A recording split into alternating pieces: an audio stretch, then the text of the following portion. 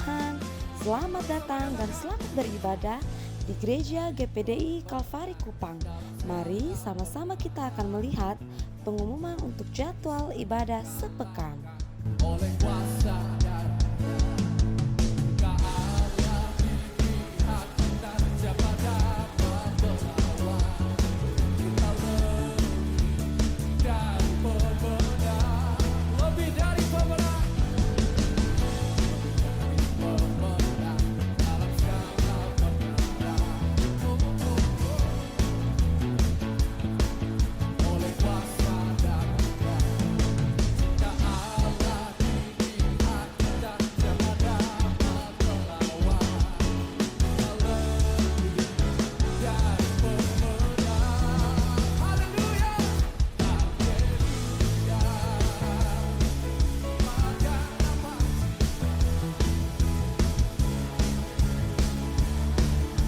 Kami juga mengucapkan selamat datang untuk para jemaat yang baru pertama kali bergabung di Gereja GPDI Kalvari Kupang. Sampai jumpa di ibadah-ibadah selanjutnya ya. Tuhan Yesus memberkati. GPDI Kalvari, sekali Yesus, tetap Yesus. Haleluya. kita percaya kita mengakhiri tahun ini dengan jadi pemenang. Amin. Katakan bersama. Dalam nama Yesus. Haleluya. Amin.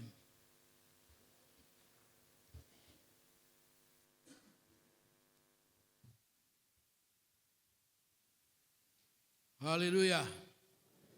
Puji Tuhan, salam sejahtera dalam nama Tuhan Yesus Kristus. Mari Bapak Ibu Saudara sekalian, kita kembali membuka Alkitab kita di dalam surat Roma pasal 8 ayat yang ke-28. Kita masih mempelajari bagian firman Tuhan ini. Roma 8 ayat 28 begini firman Tuhan, saya bacakan buat kita semua. Kita tahu sekarang bahwa Allah turut bekerja dalam segala sesuatu untuk mendatangkan kebaikan bagi mereka yang mengasihi Dia, yaitu bagi mereka yang terpanggil sesuai dengan rencana Allah. Puji Tuhan. Kita sudah pelajari sebelumnya, yaitu siapakah Allah yang turut bekerja bersama-sama dengan kita. Allah yang dahsyat dan perkasa, Allah yang menciptakan langit dan bumi dan segala isinya hanya dengan firman Tuhan. Yang kedua, kita sudah pelajari dengan siapa Allah turut bekerja, yaitu dengan mereka yang mengasihi Tuhan. Katakan amin. Yang mengasihi Tuhan. Dan tanda kita mengasihi Tuhan, Yesus katakan, adalah mereka yang menuruti apa kata firman Tuhan. Itulah yang mengasihi Tuhan.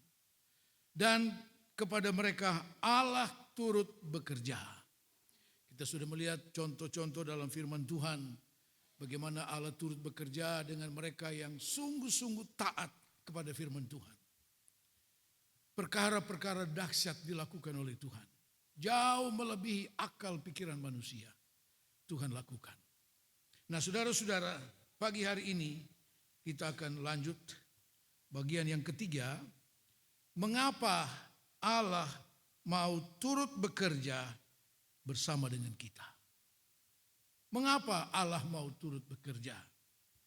Mari saudara, ketika Allah menciptakan manusia menurut gambar dan rupa Allah, dan Allah lalu menempatkan mereka di Taman Eden,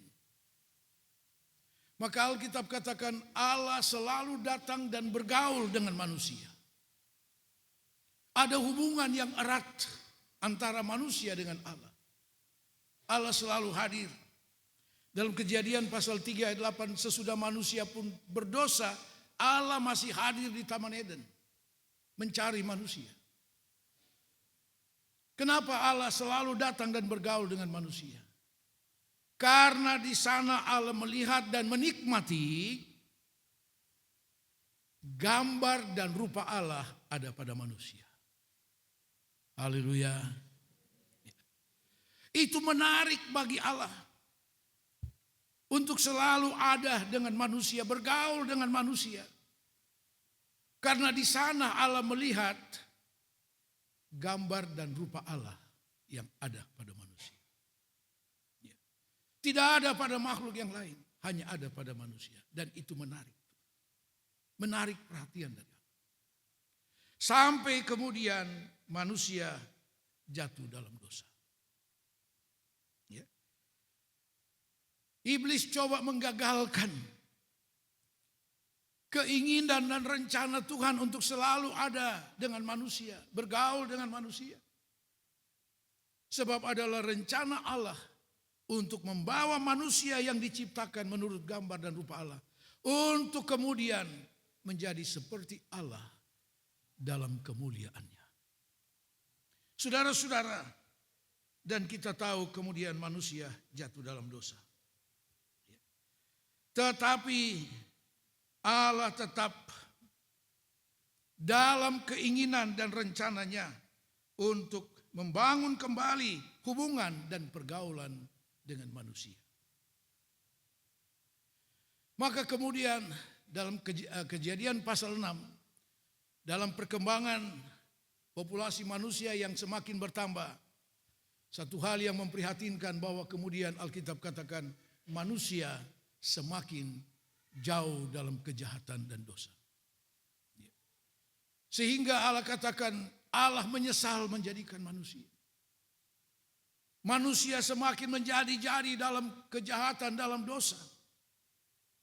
Nah saudara-saudara sekalian, tetapi rencana Allah, keinginan Allah untuk selalu berhubungan dengan manusia tidak dapat digagalkan oleh siapa. Di tengah-tengah manusia yang sudah semakin jauh dalam dosa dan kejahatan, Allah mendapati seorang kepala keluarga, yaitu Nuh, yang masih menjaga pergaulannya dengan Tuhan. Kejadian pasal 6. Kejadian pasal 6.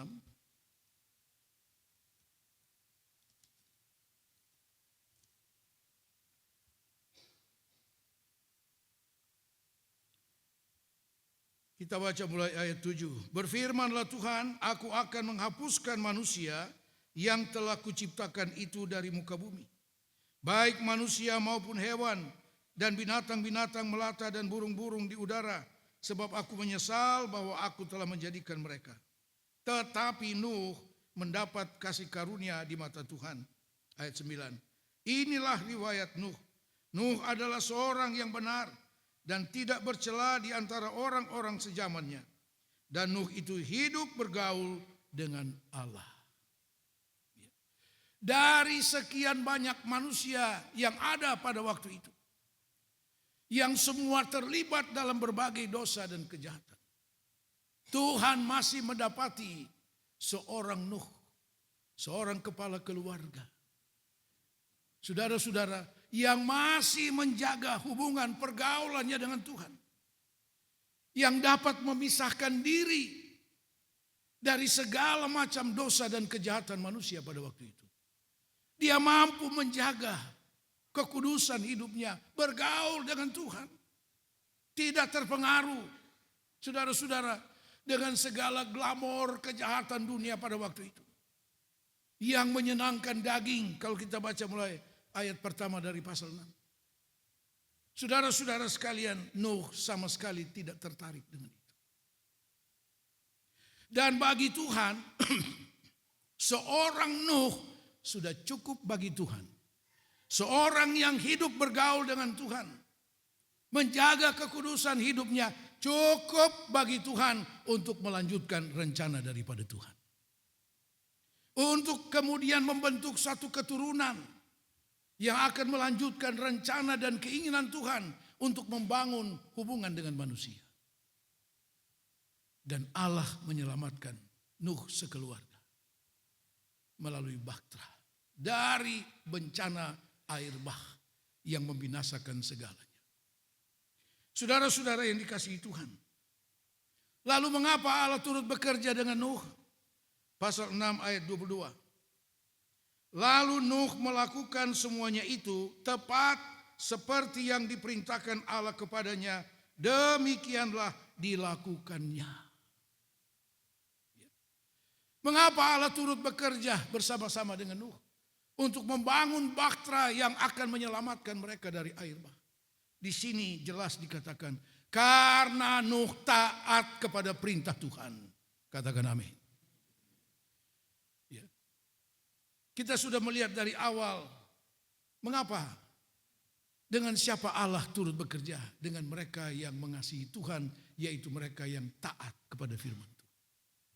Dan ini alasan Allah turut bekerja.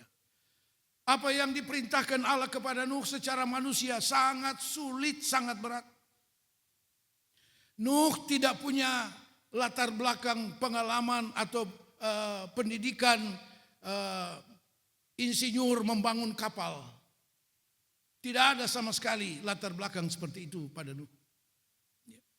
Sehingga apa yang dipercayakan dan diperintahkan Tuhan bukan hal yang mudah bagi Nuh. Tetapi semua mungkin dan semua jadi karena Allah turut bekerja. Tidak ada yang mustahil.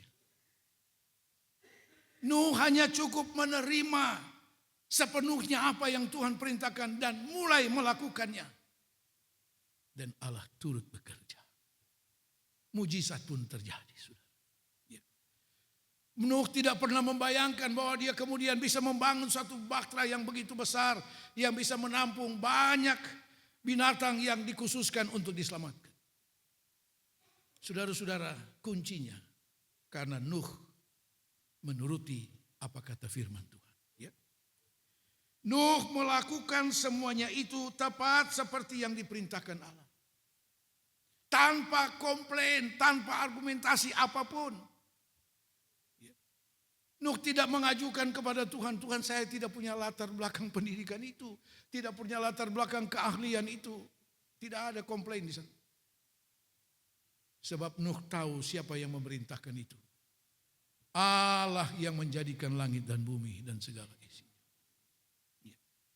Saudara-saudara, maka selamatlah Nuh sekeluarga. Kemudian dari keturunan Nuh, dari ketiga anak Sem, Ham, Yafet, Alkitab katakan tersebarlah bangsa-bangsa di muka bumi ini. Tersebarlah bangsa-bangsa di muka bumi ini. Tetapi kemudian iblis masih berusaha untuk menggagalkan rencana dan keinginan Allah membangun bangsa yang di dalamnya Allah dapat bergaul dengan manusia. Caranya, Kejadian pasal yang ke-11. Saudara, apa yang terjadi? Atas nama seorang Nimrod, dia coba mengumpulkan semua bangsa yang pada waktu itu hanya satu bahasa. Nimrod memanfaatkan satu bahasa yang ada pada waktu itu untuk kemudian mengerahkan semua manusia untuk membangun suatu menara yang disebut Menara Babel. Yang tujuannya apa? Untuk mencari nama manusia. Untuk mengagungkan nama manusia. Untuk mengkultuskan individu manusia. Dan itu satu perlawanan kepada Tuhan. Ya. Saudara-saudara, Nimrod ingin menguasai manusia di bawah namanya. Dan simbolnya adalah Menara Babel. Saudara bisa baca nanti dalam pasal 11 di sana. Ayat 1 sampai dengan ayat yang ke-9. Tuhan memperhatikan apa yang sedang dibuat oleh manusia pada waktu itu di bawah kepemimpinan dari seorang Nimrod. Saudara, Tuhan katakan karena satu bahasa mereka bisa buat apa saja. Tidak ada yang tidak bisa mereka buat dengan modal satu bahasa. Dan Tuhan katakan, aku turun dan mengacaukan bahasa mereka itu. Sementara membangun Menara Babel itu, maka bahasa manusia dikacaukan oleh Tuhan. sehingga satu dengan yang lain tidak mengerti bahasanya.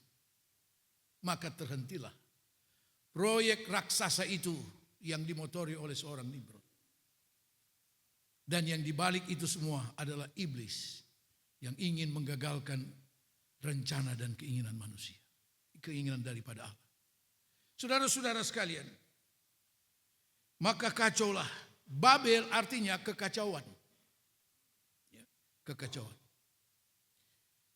Dan dunia ini oleh kitab Wahyu digambarkan sebagai Babel besar.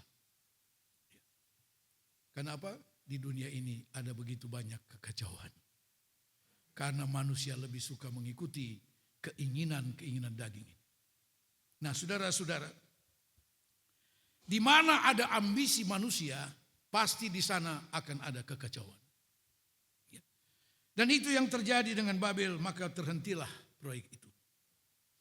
Kemudian, saudara-saudara, Allah melanjutkan rencana dan keinginan Tuhan untuk membangun hubungan manusia dengan Tuhan.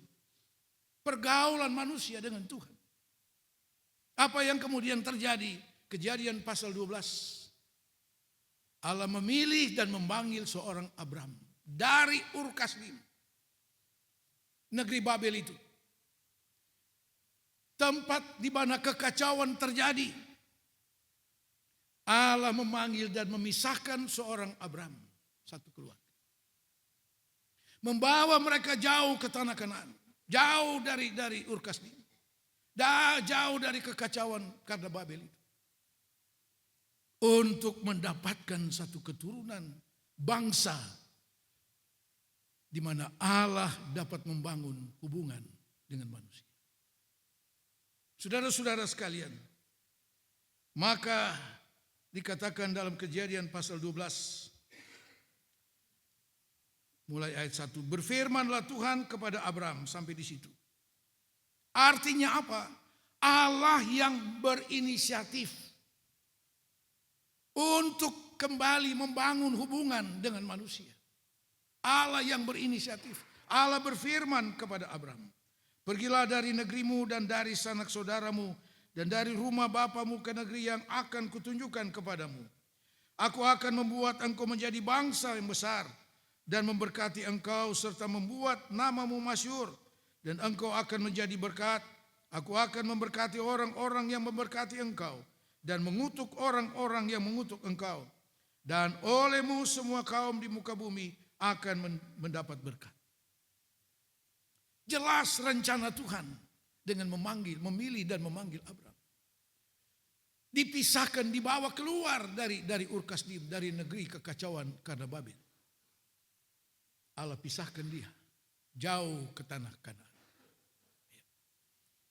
Kalau Nuh mampu memisahkan diri dari segala bentuk pergaulan kejahatan manusia pada waktu itu, tetapi kali ini Allah yang membawa Abram dipisahkan keluar dari Ur Kasdim, dibawa ke tanah Kanaan. Saudara-saudara sekalian, ayat yang keempat, Abram menanggapi panggilan Tuhan, firman Tuhan itu. Lalu pergilah Abram seperti yang difirmankan Tuhan kepadanya. Dan Lot pun ikut bersama-sama dengan dia. Abram berumur 75 tahun ketika ia berangkat dari Haran dan seterusnya. Saudara, begitu Abram menanggapi firman Tuhan, perintah Tuhan untuk keluar dari Ur Kasdim, kemudian dari negeri Haran ke tanah Kanaan, maka Allah turut bekerja bersama dengan Abram. Bagaimana Allah turut bekerja? Oh, tidak ada keraguan dalam hati Abram. Yang secara manusia, saudara, dia diperintahkan pergi ke satu negeri yang belum jelas. Namanya negeri itu pun belum dikasih tahu kepada Abram. Tuhan hanya katakan, ke negeri yang akan kutunjuk kepadamu. Tidak usah banyak tanya. Abram tidak ada komplain. Meninggalkan keluarga, rumah bapaknya, segala yang ada padanya. Saudara-saudara, ini bukan hal yang mudah bagi seorang Abram. Saya kira kita pun sebagai manusia akan pikir-pikir ketika Tuhan bilang, keluarga Pak Roy Vanggidai pindah di suatu negeri nanti akan saya tunjuk. Pindah di sana, nanti usaha di sana. Waduh, pasti akan pikir-pikir dulu. Ya, itu belum jelas. Tetapi ketika Abraham menanggapi firman Tuhan, perintah Tuhan, panggilan Tuhan, maka Allah turut bekerja. Ya. Oh, dengan senang hati dia meninggalkan semua. Baik di Ur Kasdim, di negeri Haran, dia tinggalkan semua. Ya. Berangkat ke negeri yang Tuhan akan tunjuk, belum jelas di mana. Allah turut bekerja sehingga tidak ada keraguan sedikit pun di hati Abraham. Dengan mantap dia melangkah bersama istri dan keponakannya menuju ke tanah Kanaan. Saudara, ketika Allah turut bekerja, kita punya kepastian dalam kehidupan ini. Katakan amin. Kita punya kepastian. Kita punya kejelasan dalam hidup ini. Waktu itu Abraham belum punya Alkitab seperti kita, firman Tuhan ini. Belum ada. Belum ada hamba Tuhan yang datang berkhotbah kepadanya. Tuhan hanya berbicara sekali, hai Abraham, keluar dari negerimu.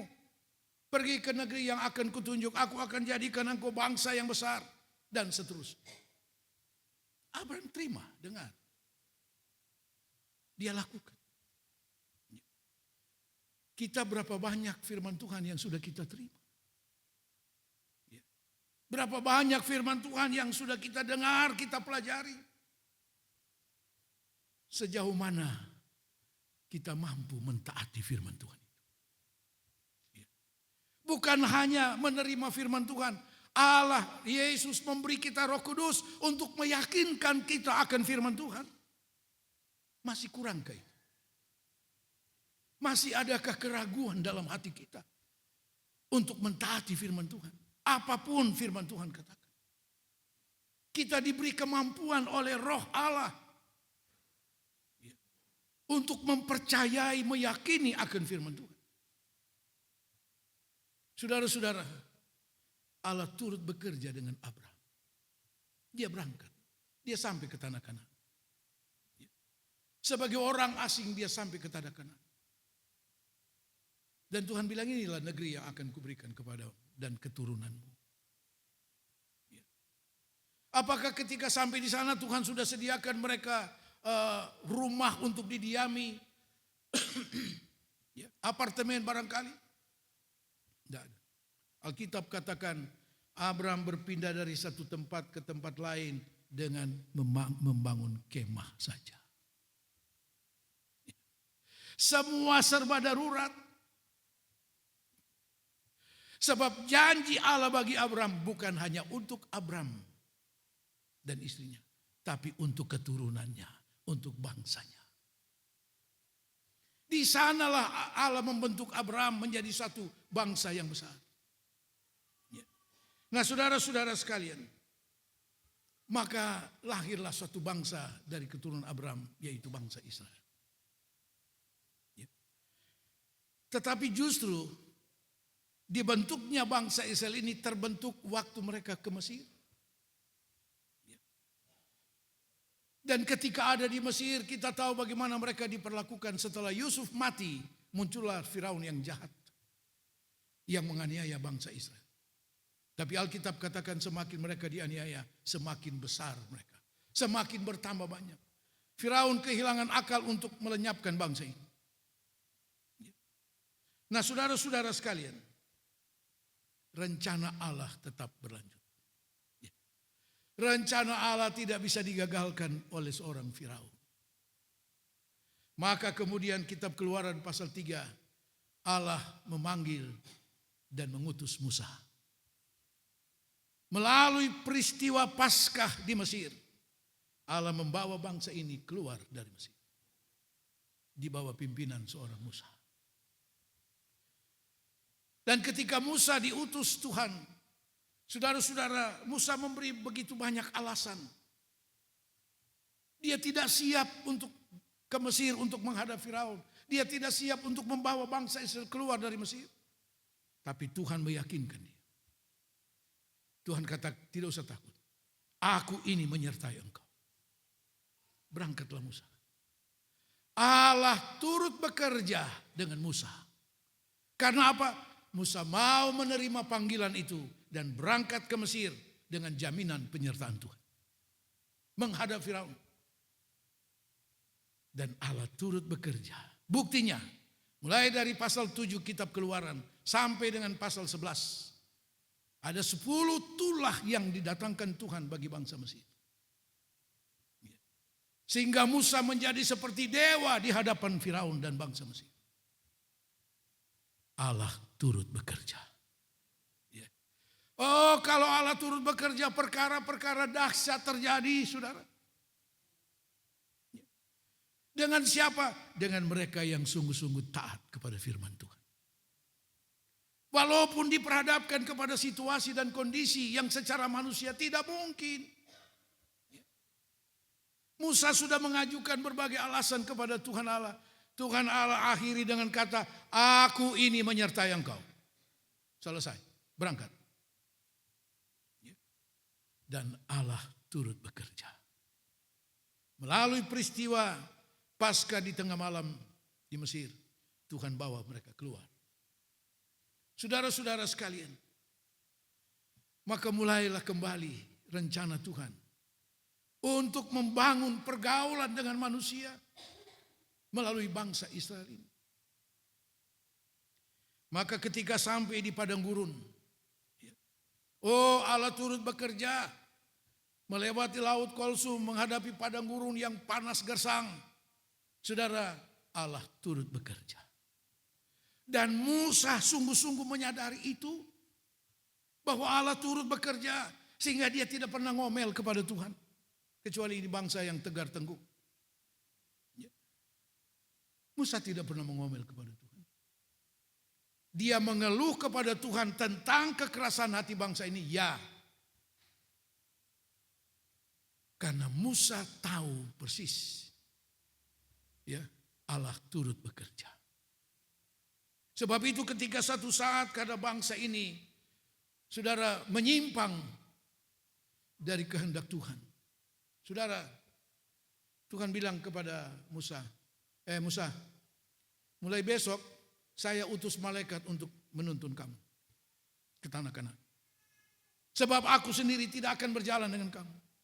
Musa bilang apa? Tuhan, jangan suruh kami berangkat dari tempat ini kalau engkau tidak berjalan dengan kami. Jangan. Kami tidak akan berangkat. Karena Musa tahu dan mengalami sendiri mulai dari Mesir.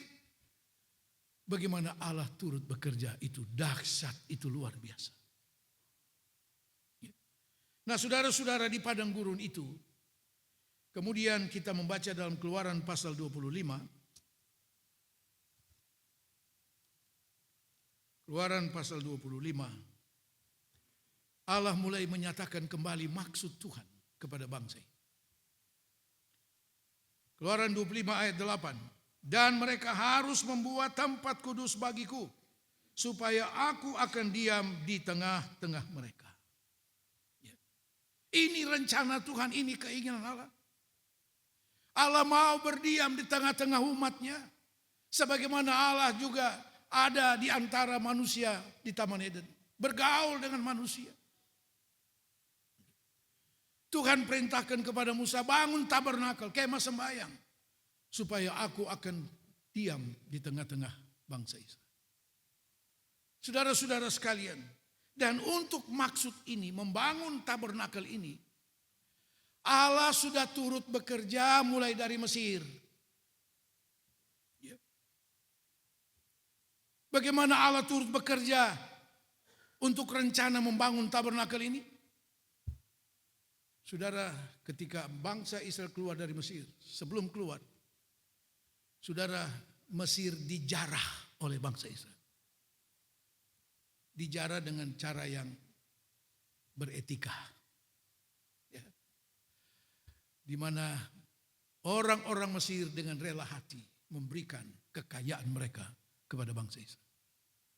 Emas, perak, tembaga, kain dan sebagainya diberikan sepenuhnya kepada bangsa Israel.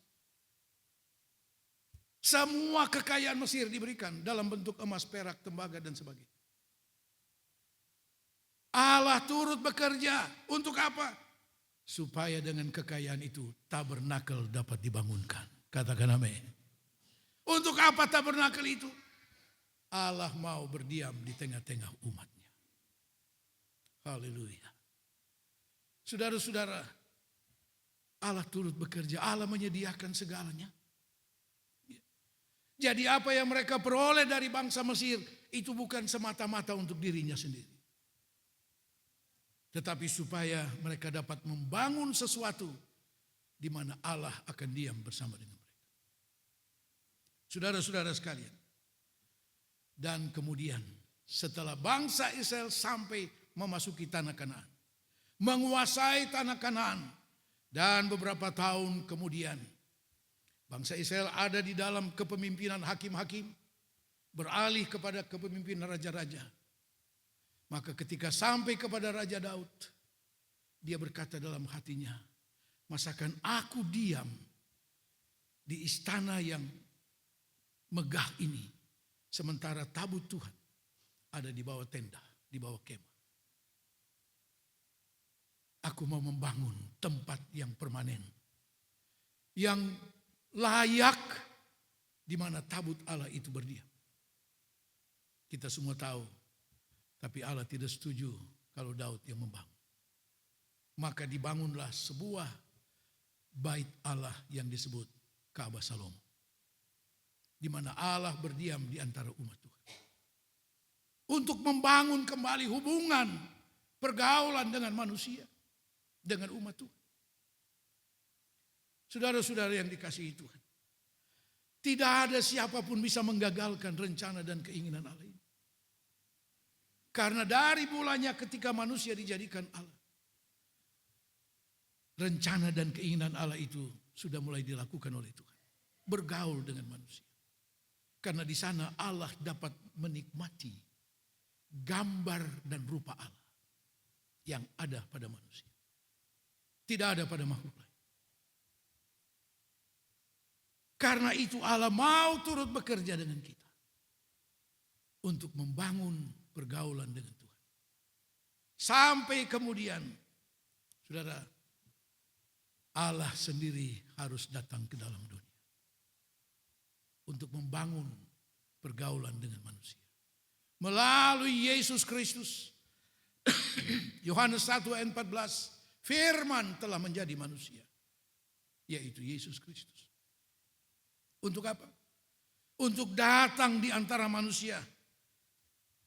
Coba kita lihat Yohanes pasal 1 ayat 14. Firman itu telah menjadi manusia dan diam di antara kita, dan kita telah melihat kemuliaannya, yaitu kemuliaan yang diberikan kepadanya sebagai anak tunggal, Bapa penuh kasih karunia dan kebenaran. Firman menjadi manusia di dalam Yesus Kristus, diam di antara kita, di antara manusia pada waktu itu. Allah tidak datang ke dalam dunia dengan segala kemuliaannya. Lenyap bumi ini kalau dia datang seperti itu. Tapi dia datang dalam rupa manusia. Untuk kembali membangun hubungan pergaulan manusia dengan Allah. Melalui karya penyelamatan yang dikerjakan oleh Yesus di atas kayu salib. Saudara-saudara, tujuannya apa? Untuk mengembalikan manusia kepada gambar dan rupa dari Allah. Kembali kepada Roma pasal 8. Dan kita sampai kepada tujuan Allah turut bekerja. Ayat 29. Roma 8 ayat 29. Sebab semua orang yang dipilihnya dari semula, mereka juga ditentukannya dari semula untuk menjadi serupa dengan gambaran anaknya, supaya ia, anaknya itu, menjadi yang sulung di antara banyak saudara. Ini tujuan. Allah turut bekerja supaya semua orang yang dipilihnya, dipanggilnya, diselamatkannya, menjadi serupa dengan gambaran anaknya, Yesus Kristus. Karena itu surat 1 Yohanes katakan, siapa yang mengaku ada di dalam Yesus, dia wajib hidup sama seperti Yesus hidup. Tuhan mau menjadikan kita semua sebagai gambaran-gambaran dari Yesus Kristus selama kita ada di dunia ini. Supaya dunia bisa dimenangkan bagi Tuhan. Mempersiapkan manusia-manusia diselamatkan untuk suatu kerajaan yang akan datang. Kerajaan 1000 tahun damai. Di mana kita akan memerintah bersama dengan Dia. Bukan sekedar bergaul, tapi kita berkuasa bersama dengan Dia. Katakan amin. Ini maksud daripada Tuhan. Allah turut bekerja. Jangan sampai ayat ini hanya sampai di pemahaman yang sangat terbatas. Pemahaman yang keliru. Allah turut bekerja hanya sekedar pemenuhan kebutuhan jasmani kita. Oh, itu jauh dari rencana Tuhan. Bukan itu maksud dari Tuhan. Ya. Tapi Tuhan punya maksud yang jauh lebih ke depan. Ya. Mengembalikan kita dalam hubungan pergaulan dengan Tuhan. Supaya kita menjadi serupa dengan gambaran Yesus Kristus. Gereja mula-mula telah membuktikan itu. Ya. Oh, mereka betul-betul hidup sesuai dengan aturan firman Tuhan. Ya. Roh Kudus bekerja dalam kehidupan mereka, meyakinkan mereka tentang iman kepercayaan mereka kepada Tuhan. Tidak bisa digoyahkan. Dianiaya, dibunuh, dipenjara sekalipun tidak menggoyahkan iman. Dan benar mereka hidup sebagai gambaran daripada Yesus Kristus.